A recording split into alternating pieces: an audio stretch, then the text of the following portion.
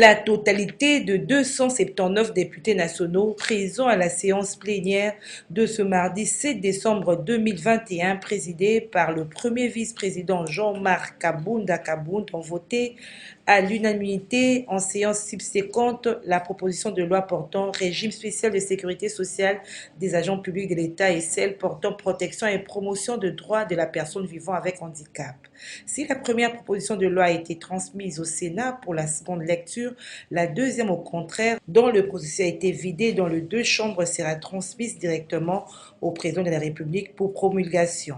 Il faut rappeler que la loi sur le régime spécial de sécurité sociale des agents publics de l'État a voulu répondre notamment au défi d'élargir le système contributif de sécurité sociale à l'ensemble des agents publics de l'État, à l'instar de travailleurs du secteur privé dans le strict respect de l'article 12 de la Constitution de la République démocratique du Congo, suivant lesquels tous les Congolais sont égaux devant la loi et ont droit à une égale protection de loi.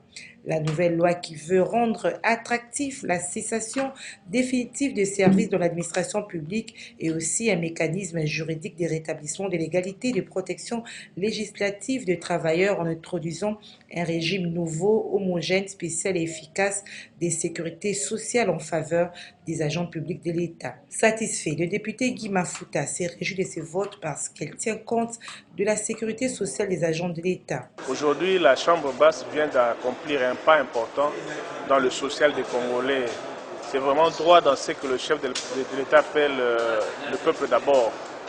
Déjà, dès l'année prochaine, c'est même le sens de l'amendement parce que la Commission et ceux qui ont proposé la loi voulaient que cela prenne 12 mois, le temps de sensibiliser. Au cours de la même séance, le député national Anaclé Kabea, élu de Sakania, a déploré la situation de l'entreprise Sodimco, cette société minière jadis viable qui s'acquittait de toutes ses obligations, y compris ses charges sociales et fiscales, est tombée dans l'indulgence avec un défaut de paiement des impôts et autres obligations sociales.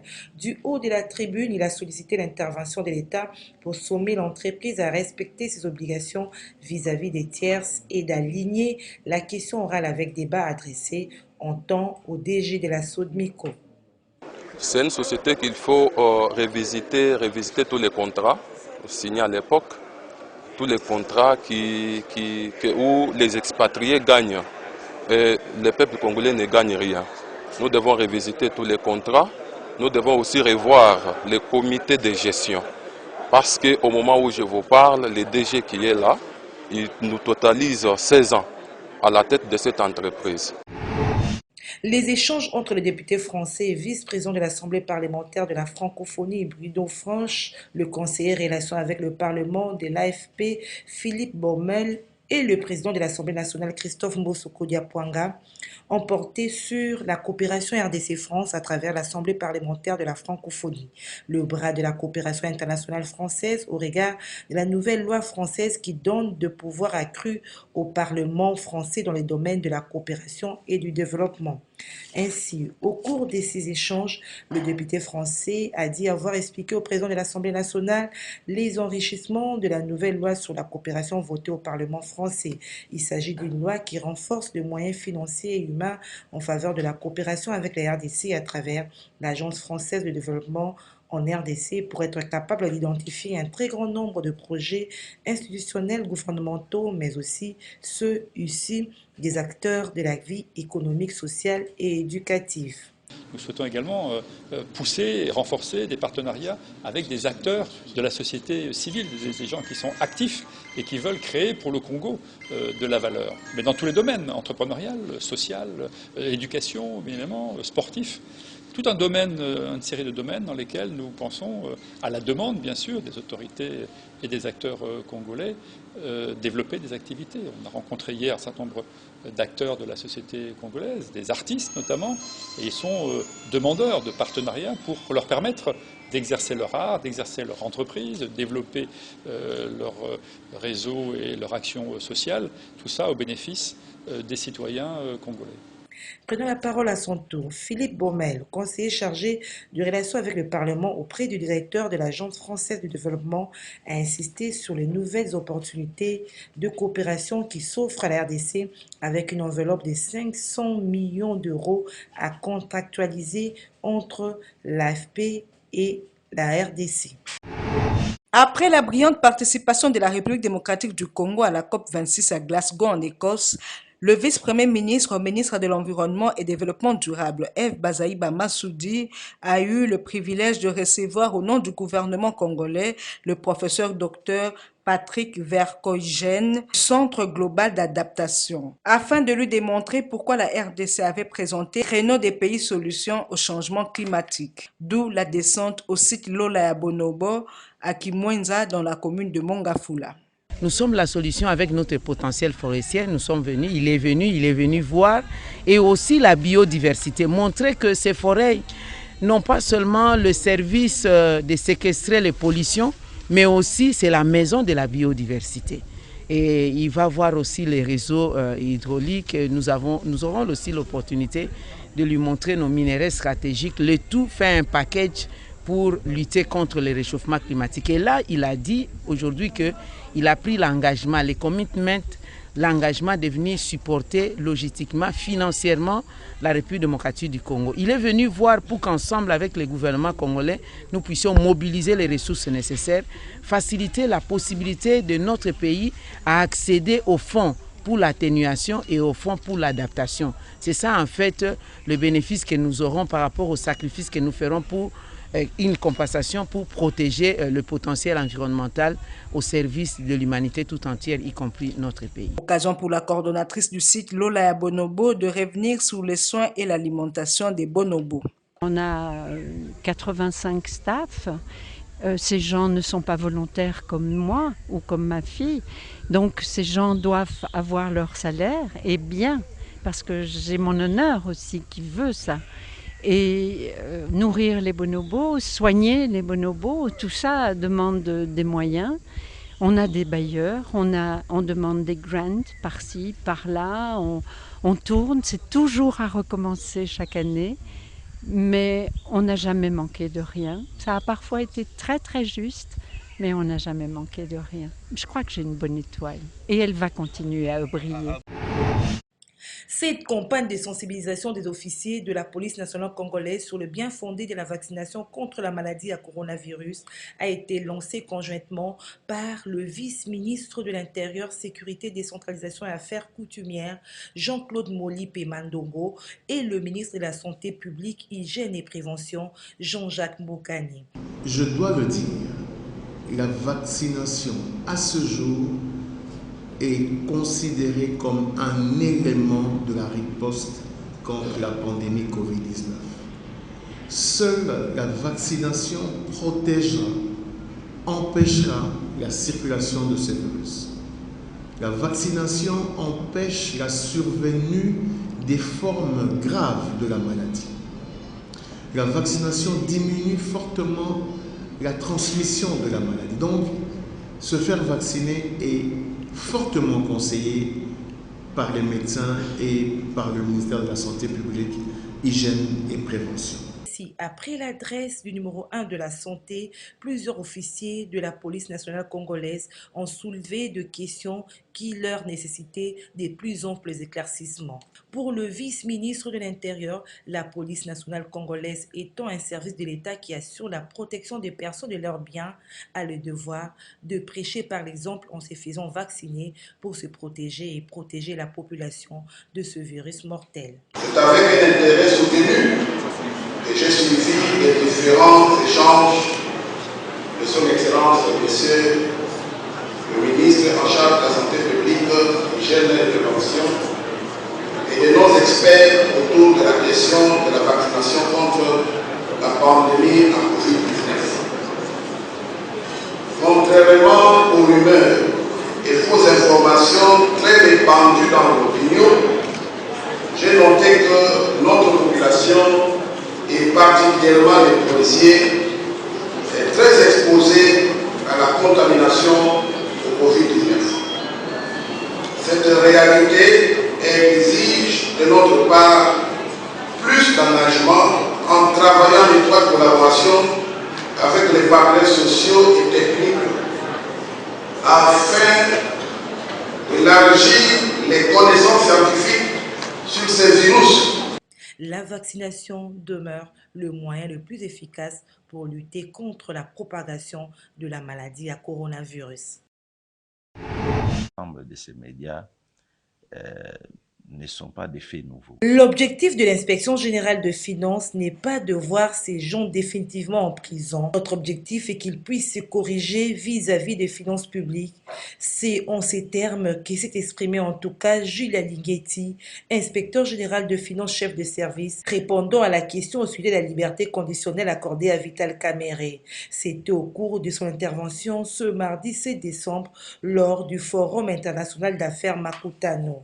En croire Julia Ligeti, avec le travail abattu par l'IGF, si tous ceux qui sont libérés étaient appelés à occuper d'autres fonctions publiques dans leur vie, ils vont certainement gérer autrement. L'inspecteur général de finances, chef de service, d'indiquer qu'il ne peut pas commenter la décision de la justice, il ne peut que s'incliner et continuer à faire son travail.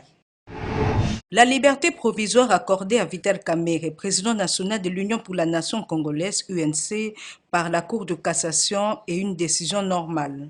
Selon Maître Eli Beni Kamalenga, président national de l'Action pour le Congo uni ACU, parti allié à l'UDPS, le chef de l'État n'a pas influencé pour l'obtention de cette liberté provisoire, mais plutôt la Cour s'est prononcée en se référant à l'article 47 alinéa 5 de la loi organique relative à l'organisation de la procédure devant la Cour. Je crois que ce qui se donne à ces genre de situations sont en train de réfléchir de façon déraisonnée. Parce que, comme vous savez, la justice est là, c'est un pouvoir à part entière et fait son travail. Ça n'a rien à voir avec le pouvoir exécutif où se retrouve le chef de l'État parce que, il faut le dire, celui qui est indexé, c'est le chef de l'État. Comment voulez-vous comprendre que l'affaire Kamerhe, c'est une affaire qui est en cours? C'est une affaire qui est en cours. M. Kamerhe avait interjeté appel et pendant ce temps, il avait également sollicité une liberté provisoire. Et la Cour a estimé qu'avant d'examiner les fonds, qu'il était important d'examiner la forme compte tenu du fait que M. Kamerhe avait présenté un dossier médical bien fourni. La Cour a estimé qu'il était nécessaire de lui accorder la liberté provisoire, ce qui ne présage pas la liberté définitive. La Cour lui a accordé la liberté provisoire sur base de l'article 47 de la loi organique relative à la procédure devant la Cour de cassation. Donc, à son alinéa 5, il est prévu ce mécanisme-là. Donc, moyennant des conditions donc, que M. Kamerhe devait accomplir, notamment ne pas se présenter aux frontières, se présenter devant la Cour les jours indiqués. Ça peut être un jour ou 2 jours, il doit aller chaque fois se présenter et signer sa présence. Donc, il doit payer une caution et outre cela, éviter le triomphalisme et tout ça. Donc, il y a au moins 5 conditions qui sont prévues à l'article 32 du Code de procédure pénale. Et les gens doivent éviter de se prononcer sur des questions dont ils n'ont pas maîtrise. Parce que, comme on dit en lingala, kwanga batikela bateke. Donc, ce qui relève de la justice doit être laissé, doit être l'apanage uniquement des spécialistes de droit que nous sommes. Donc, je crois que ce n'est ni le chef de l'État, encore moins le Premier ministre, et c'est le pouvoir judiciaire qui s'est décidé.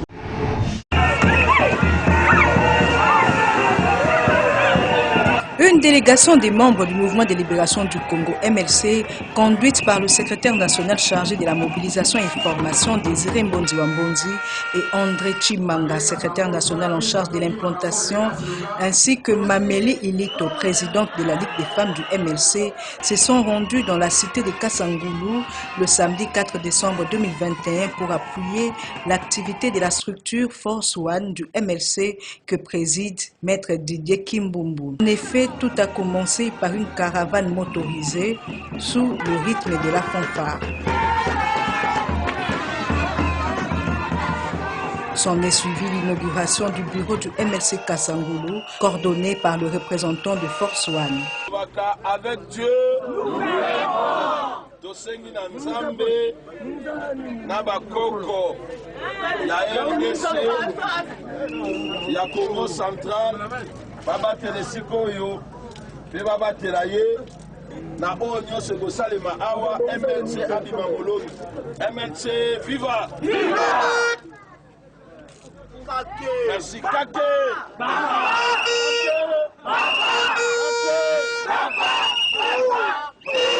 Au cours de cette cérémonie inaugurale, Maître Didier Kimbumbu a remis au coordonnateur de la structure Force One Kasangulu les emblèmes du parti. Nous avons des parti. Les Oyo et la langue, pour la français, la couleur, la bleue. Bleu, les alliés, les libéraux. Nakati na bleu wana, au moment du drapeau, la RDC. Puis nakati na drapeau wana, au moment la fourmi. Fourmi, les alliés, âme, ya parti. Âme, ya parti. La fourmi, bazalaka solidaire. La fourmi, bazalaka humanisme. La fourmi, balembakate. Pour les hommes d'État, pour les hommes d'Ima, et pas il y a la fourmi et l'eau il y a kilo et zaragate. Sauf que nous avons monnaie par nos sangrana. Et Matindi qui a moti na esiko banigi et koma. Nasimami Kologo sur la formation de l'Époya A. Donc, esprit à fourmi. Et la tabino. Esprit à fourmi et kababino. C'était à Kesa Monene. Ce qui va fourmi, va continuer à casser, c'était Wana et Bopoya. Bopoya s'annonce au héros à l'obstacle. Père Molimo va fourmi et Tamanabino. Na Congo, il y a structure P, Force One. Tolobi, toute la force, il y a le saut. Dès que Tolobi, tu seras la tête et pour la queue, et pour Samagogo, et Samagogo, et Taït Samapégogo, avec Dieu.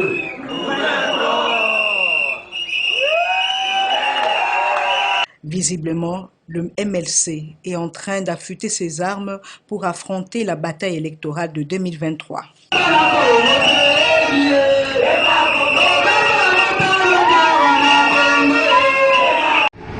Chaque jour qui passe, des accidents de circulation causés par des taxis-motos qui se soldent malheureusement par mort d'hommes sont enregistrés à travers le pays. Tel est le cas de ces énièmes accidents ici à Kisanga, dans le territoire de Madimba, dans le Congo central. Des motos, l'une à provenance de Kisantu et l'autre de l'Infou, sont entrées en collision. Bilan de blessés graves, aussi de personnes fracturées. Des témoins relatent. Justement, moto sans contrôle. Tala siko makambasali. Donc eza erreur ya biso moko. Otozoye comprendre makambanzela. Cela papa na ngai bozomona événement oyo euti koleka. Baza justement na kando na Kiyala. Oui, bato babukani bazoki. Nde tomoni accident ya moto. Donc moto moko euti côté ya l'info moko euti na Kisantu boye. Nde basali accident précisément na mboka ya Kiyala. Tomoni motard moko donc par rapport ndenge accident salami donc a eu choc na loketo boye mais mort jusqu'à présent ils en ont été mais ba blessure ezali notamment des clients à moto oyo na des clients à moto wana pe ba eu ba choc. Notez que l'excès de vitesse est à la base de cet accident des taxis-motos.